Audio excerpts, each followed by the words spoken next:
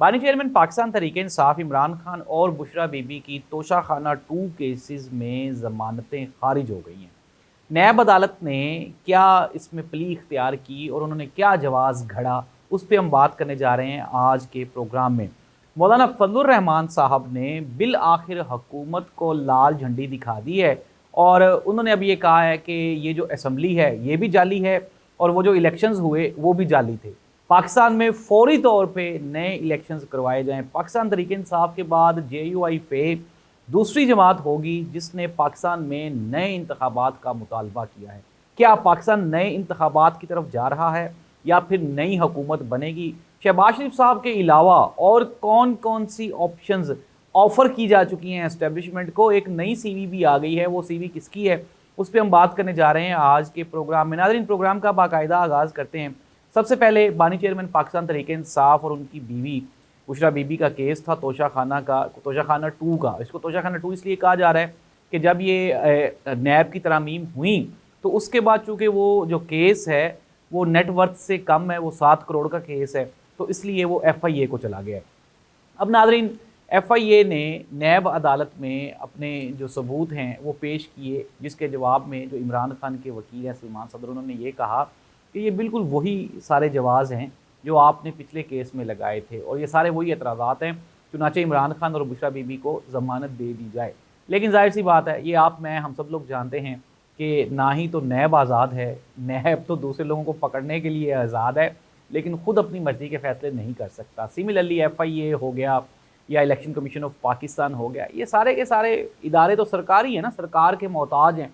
जिस तरह से बैरिस्टर सलमान अकरम राजा ने कहा था कि इलेक्शन ट्रिब्यूनल्स के जजेस अगर वो लगाए जाएंगे जो कि सरकार से तनख्वाह लेते हैं तो वो सरकार के खिलाफ फैसला कैसे करेंगे? ये तो नामुमकिन सी बात है और जाहिर सी बात है भी ऐसे ही कि अगर जजेस वो जो कि सरकार के बेचारे सरकारी मुलाजमीन हैं वो किस तरह से ये फैसले कर सकते हैं। तो मुख्तसरन ये कि बुशरा बीबी और इमरान खान की जो दरख्वास्त ज़मानत है वो रिजेक्ट हो गई और उन्होंने कहा जी कि नहीं, ये चूँकि उनके ऊपर जो संगीन नौइयत के इल्ज़ामात हैं तो इमरान खान और बुशरा बीबी को अभी ज़मानत नहीं दी जा सकती।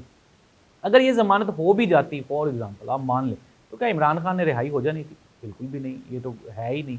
ये तो अभी तक लिखा ही नहीं हुआ। जब तक इस्टेब्लिशमेंट, हुकूमत और तमाम तर जो अवामी प्रेशर है ये इकट्ठा नहीं हो जाता, इमरान खान के लिए कोई नई पॉलिसी नहीं बन जाती, तब तक तो इमरान खान को चाहे सुप्रीम कोर्ट ऑफ पाकिस्तान भी अगर ज़मानत दे दे तो रिहाई तो नहीं ना होगी। इमरान खान की रिहाई के लिए चीज़ें चल रही हैं, मैंने आपको पिछले प्रोग्राम में बताया भी था।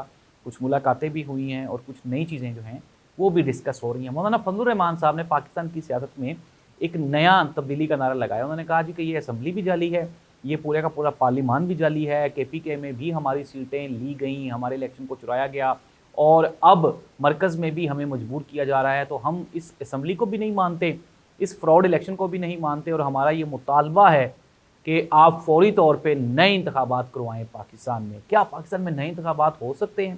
ज़ाहिर सी बात है, ये बिल्कुल आप वैसे ही कह लें जैसे वो गूंगे का ख्वाब एक बहुत बड़ी किताब है, तो उसमें अगर आप देखें तो खैर हम प्रोग्राम में ही रहते हैं कि नामुमकिन सी बात है नए इलेक्शंस करवाना, नए इलेक्शंस होना। अभी तो काफ़ी सारी चीज़ें पाइपलाइन में हैं। सबसे बड़ी जो चैलेंज है एस्टेब्लिशमेंट के लिए, मौजूदा हुकूमत के लिए, पाकिस्तान की आवाम के लिए, वो इमरान खान है। और इमरान खान को लेके ज़ाहिर सी बात है, आपने देखा एस्टेब्लिशमेंट बहुत सीरियस है।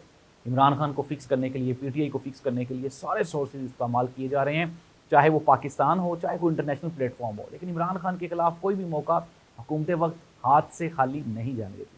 मियां मोहम्मद शहबाज शरीफ साहब ने एक नया आलमी रिकॉर्ड बनाया है और वो आलमी रिकॉर्ड ये है, अच्छा रिकॉर्ड तो नहीं है तो बुरा ही, जाहिर सी बात है। परवेज़ मुशर्रफ साहब के दौर में भी इतने रिटायर्ड जर्नल्स की पोस्टिंग्स नहीं हुई थी जितनी के अब हो चुकी हैं। रिटायर्ड जर्नल्स, अभी तक तो कई जर्नल्स ऐसे हैं जो रिटायर्ड भी नहीं हुए और उनको मुख्तलिफ महकमों का सरबराह मुकर्रर कर दिया गया। तो जाहिर सी बात है, जब जिस तरह से सुहेल वड़ाई साहब उन्होंने कहा कि अभी तक शहबाज शरीफ के अलावा इस्टेब्लिशमेंट के पास और फर्दर कोई ऑप्शन मौजूद नहीं है जिसके ऊपर इस्टेब्लिशमेंट कोई स्टेप लेगी। लेकिन मैं आपको बता देता हूँ, मैंने आपको बताया भी था कि स्पेस खाली हो रही है। बिलावल भुट्टो जरदारी साहब का इस्टेब्लिशमेंट के हक़ में इतने तुंद और तेज़ बयानात देना, जिस तरह से आप ये कहते हैं कि तेज़ हवा च छापर आंदे ना, वैसे बिलावल के बयानात आए थे कि जी इस्टेब्लिशमेंट ही इस मुल्क को बचा रही है और वही चला रही है और वही इस मुल्क के खैर ख्वाह हैं। असल में बिलावल भुट्टो जरदारी साहब ने अपनी CV पेश की थी कि जी मेरी भी ये CV ले लें और मुझे भी कंसिडर किया जाए। अगले वज़ीर-ए-आज़म के तौर पे। लेकिन ज़ाहिर सी बात है कि मैंने पहले भी कहा था कि बिलावल का तो अभी तक दूर दूर का इम्कान नहीं है, और मैं आपको ये बता रहा हूँ, ये बड़ी खबर है और जो कि बड़े सोर्सेज ने हमें बताई है कि आइंदा आने वाले दिनों में पाकिस्तान पीपल्स पार्टी और नून लीग ये पीछे जाएंगे, ये अब आगे नहीं आएंगे। इन्होंने जितना अर्न करना था, जितना इन्होंने इंजॉय करना था, वो ये कर चुके हैं। अब इनका रिवर्स गियर है, अब इन्होंने पीछे की जानिब जाना है। अब हम आ जाते हैं खबरों की जानिब। खबरें ये हैं कि इलेक्शन ट्रिब्यूनल्स का फैसला काज़ी फ़ायद ईसा साहब ने इलेक्शन कमीशन ऑफ पाकिस्तान के हक़ में दे दिया। लाहौर हाई कोर्ट का जो फैसला था उसे उन्होंने कलअदम करार दे दिया, और ट्रिब्यूनल्स का फैसला इलेक्शन कमीशन ऑफ पाकिस्तान की मरहून मिन्नत उनकी सवाबदीद पे छोड़ दिया कि जैसे इलेक्शन कमीशन ऑफ पाकिस्तान कहेगा। काज़ी फ़ायद ईसा, इलेक्शन कमीशन ऑफ पाकिस्तान और मौजूदा हुकूमत, इमरान खान ने इन तीनों को गैंग ऑफ 3 का नाम दिया और कहा कि ये तीनों के तीनों अपनी अपनी एक्सटेंशन के लिए सरकर्दा हैं, ये कोशां हैं। और ज़ाहिर सी बात है, नज़र भी आ रहा है काज़ी फ़ायद ईसा साहब और इलेक्शन कमीशन ऑफ पाकिस्तान ये मिल के ये कोशिश कर रहे हैं कि हुकूमत को 2 तिहाई अक्सरियत दिलवाएं। हुकूमत को 2 तिहाई अक्सरियत मिलेगी, काजी को एक्सटेंशन मिलेगी, इलेक्शन कमीशन ऑफ पाकिस्तान के सिकंदर सुल्तान राजा को भी एक्सटेंशन मिलेगी, और इस अवाम पे आइंदा कोई 5-7 साल के लिए मज़ीद कोई बोझ लाद दिया जाएगा। लेकिन नाज़रीन, ज़ाहिर सी बात है, कहीं ना कहीं जाके जुल्म और ज़्यादती वो ठहर जाती है, रुक जाती है, और इसने भी कहीं ना कहीं जाके रुक जाना है। तो खबरें मैंने आप तक पहुँचा दी। एक तो काज़ी फ़ायद ईसा साहब और इलेक्शन कमीशन ऑफ पाकिस्तान ये मिल के इमरान खान, पाकिस्तान तहरीक इंसाफ और हुकूमती मुखालफिन को शदीद नुकसान पहुँचाने की प्लानिंग कर रहे हैं। दूसरी जानिब अगर हम बात करें सुप्रीम कोर्ट ऑफ पाकिस्तान में जस्टिस मंसूर अली शाह, मुनीब अख्तर और दूसरे जजेस, वो काज़ी फ़ायद ईसा साहब से खुश दिखाई नहीं देते, और वो ये चाहते हैं कि एज़ सुन एज़ पॉसिबल, जितनी जल्दी हो सके ये बहरान टल जाए। जो 27-28 दिन रह गए हैं, काई सब अपने घर जाएँ। लेकिन जाहिर सी बात है, इतनी आसानी से तो कोई भी घर नहीं जाएगा। एक बंदा जिसने 2 साल अपने, अभी वो डोनट वाला केस तो ख़त्म ही नहीं हुआ, जिसने 2 साल, मैं ये कहने वाला हूँ, मेरी ज़ुबान साथ नहीं देती, लानत लेने में कोई कसर जिसने ना छोड़ी हो, तो वो कहाँ जाएगा, वो क्या करेगा? ज़ाहिर सी बात है, इतनी बड़ी इन्वेस्टमेंट आप कि आपने हुकूमत वक्त के लिए अपनी सारी की सारी जो सर्विस थी 25 साल उसको दाव पे लगा लिया, अपने मेयार को, अपने इखलाक को, अपने किरदार को दाव पे लगा लिया। तो काज़ी फ़ायद ईसा साहब को वो बेकरी वाले ने लानत जो थी वो काज़ी फ़ायद ईसा को नहीं दी थी, वो इस निज़ाम को लानत दी थी। लेकिन समझने वाले के लिए निशानियाँ हैं, जब इंसान अंदर से मुर्दा हो जाए तो बाहर से जितनी मर्जी लानतें पड़ती रहें, फिर तो उसका कोई असर ही नहीं होता। काज़ी फ़ायद ईसा साहब दूसरों पे बड़ा क्रिटिसाइज़ करते हैं, लेकिन ख़ुद पे कभी भी उन्होंने अब नज़रसानी नहीं की। आज तक अपनी बीवी की वो मनी ट्रेल नहीं पेश कर सके जो लंदन में फ्लैट्स खरीदे गए। ज़ाहिर सी बात है ही नहीं, पेश कहाँ से करेंगे। तो नाज़रीन, प्रोग्राम का वक्त ख़त्म हो गया, चीज़ों को हम कंक्लूड कर लेते हैं। इमरान खान, बुशरा बीबी, पाकिस्तान तहरीक इंसाफ रावलपिंडी में जिन्होंने जलसा किया था, उनके खिलाफ भी नए केसेस बनाए जा रहे हैं। अली अमीन गंडापुर के बेवारंट गिरफ्तारी इशू किए गए हैं।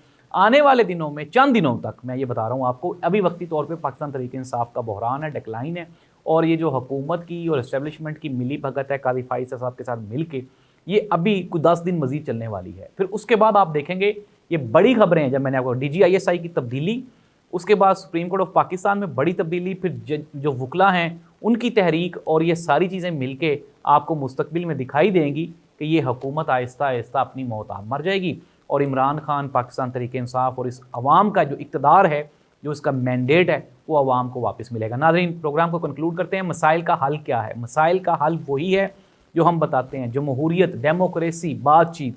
अगर वो नहीं होगी तो इस मुल्क की इस्लाह, इस मुल्क की अवाम के जो मसाइल हैं उनका हल वो नामुमकिन है। और इस अवाम की जो अभी इशू है, जो मसला है, वो महंगाई है, बेरोज़गारी है, और अगर आप देखें तो बिजली के बिल्स में जो रिलीफ था वो इस महीने दोबारा फिर पंजाबियों को ठुकने वाला है। तो इस तरह से आने वाले दिनों में जो मुल्की हालात हैं वो तो किसी के भी कंट्रोल में नहीं। अल्लाह इस मुल्क का हामी और नासिर हो। अपनी आरा से ज़रूर हमें आगाह किया कीजिए, अपने कमेंट्स से और अपनी पसंद नापसंद से हमें ज़रूर बताया कीजिए। कुछ लोग जो हैं वो बड़े सख्त कमेंट्स भी करते हैं, तो हमारी कोशिश है हम आप तक खबर पहुंचाएं, किसी को पसंद आए या ना आए। हमने आपको हकायक पहुंचाने हैं, ब्रेकिंग न्यूज़ देनी है, और जो हमारे सोर्सेज हम तक लेके आ रहे हैं हमने वो पहुंचाना है। अल्लाह इस मुल्क का हामी और नासिर हो। अल्लाह।